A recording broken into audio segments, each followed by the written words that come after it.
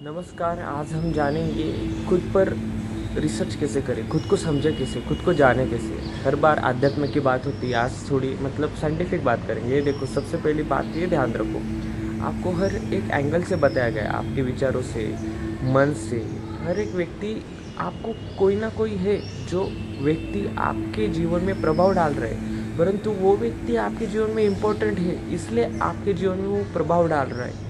ये देखो, जैसे एक उदाहरण तौर पर आप अगर प्रेमानंद जी महाराज की बातें सुनते हैं, अगर आप उनकी बातें सुनते हैं तो आपके जीवन में उनका प्रभाव है, वही आपके सद्गुरु है। अगर आप उनकी बातें सुनते हो, आप जिनकी बातें सुनते हो, जिनकी संगत में रहते हो, जिनके बारे में सोचते हो, इसका मतलब इज इक्वल टू आप उनका नाम जप करते हो। नाम जप सिर्फ माला से नहीं होता, विचारों से भी होता है। इसलिए ये ध्यान रखो, आपके विचार कितने शुद्ध है ये आप पर ही निर्भर करता है। एक लाइफ में जिसको सक्सेस होना है, हम बोलते हैं अच्छे आदमी को बहुत संघर्ष है, बुरे आदमी डायरेक्ट सक्सेस हो जाते हैं, ऐसा कुछ नहीं होता। हर एक के कर्म का और हर एक के पुण्य का विषय होता है, परंतु हमें इन चीज़ों पर ध्यान देने के बजाय हमें समर्पण वृत्ति रखनी है कि देखो, अगर एक व्यक्ति समर्पण है किसी चीज़ में तो वो सक्सेस होगा।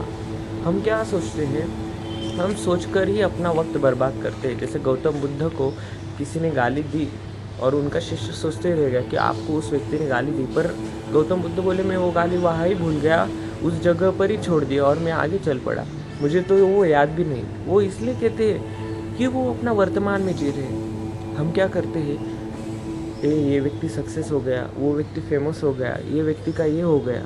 हम दूसरों की सक्सेस देखते हैं और खुद को कोसते हैं। इससे क्या होता है, हम अपनी आत्मा को दरिद्र बनाते हैं। हम खुद को विचारों से दरिद्र बनाते हैं, मन से भी दरिद्र बनाते हैं। हर एक चीज़ों से हम खुद को दरिद्र बनाते जा रहे हैं, क्योंकि हम दूसरों से जलते हैं, हम दूसरों को खुशी नहीं देख पाते। जो व्यक्ति दूसरों की खुशी नहीं देख पाता, वो व्यक्ति लाइफ में कैसे सक्सेस बन सकता है। अगर आप अच्छे व्यापारी हो, अच्छे सलाहकार हो, अच्छे शिक्षक हो, अच्छे कोई भी कारागिर हो, कामगार हो, कोई भी हो, अगर आपको यदि बड़ा बनना है तो सबसे पहले एक चीज़ ध्यान में रखो, आपकी समर्पण वृत्ति आपके काम में कितनी है। ये देखो, अपना करते हुए कर्म, अपना करते हुए धर्म, ये निभाना ही सबसे बड़ा आध्यात्म है। ये आध्यात्मिक व्यक्ति ये नहीं कि ये संन्यास ले लेगा, ये पूजा पाठ ही करने वाला व्यक्ति आध्यात्मिक नहीं। तुम अपना करते हुए कर रहे हो ना, वो भी तुम्हारा आध्यात्म है और यही सनातन धर्म की विशेषता है। इसलिए हमें ध्यान देना चाहिए, किसी व्यक्ति का प्रभाव आपके जीवन को नष्ट भी कर सकता है और आपके जीवन को सुधार भी सकता है। इसलिए निर्णय आपके हाथों में है कि आपको अपने जीवन को किस एंगल में मोड़ना है। ये देखो, छोटी छोटी बातों से हमें बदलना है। देखो, जो व्यक्ति ज़्यादा चिड़चिड़पन करता है, जो व्यक्ति ज़्यादा गुस्सा करता है ना, वो व्यक्ति जीवन में प्रगति नहीं कर सकता, वो व्यक्ति कभी ना कभी नीचे गिरेगा।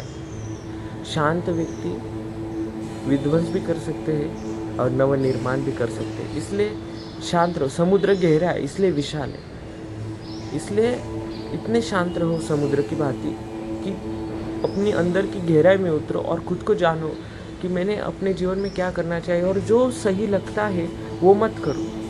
नहीं, मेरे मन को जो सही लगा मैं वही कर सकता, मुझे कोई नहीं बदल सकता। नहीं, समर्पण वृत्ति रखो। नहीं, कोई अगर अच्छा बता रहा है उसको हाँ बोलो, कोई अगर बुरा बता रहा है कि उसको भी विरोध करो। नहीं भाई, ऐसा नहीं होता।